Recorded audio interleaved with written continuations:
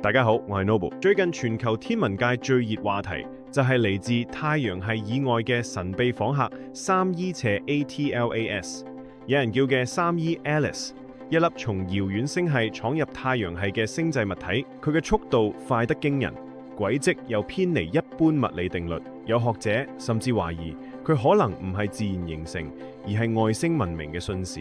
試睇下，如果佢真係外星人派佢嘅探測器，而佢會喺今年聖誕節前抵達地球附近，你會做嘅嘢？幾百年嚟呢，我哋相信上帝，相信奇蹟。但如果有一日奇蹟以外星文明嘅形態出現，我哋仲會唔會相信同樣嘅聖誕？3E 斜 ATLAS 可能只係一粒普通嘅彗星，但佢提醒咗我哋喺浩瀚宇宙入邊，地球只係無數星塵之中一點微光。如果外星人真係聖誕前嘅探訪，你會選擇逃避、相信定係微笑迎接？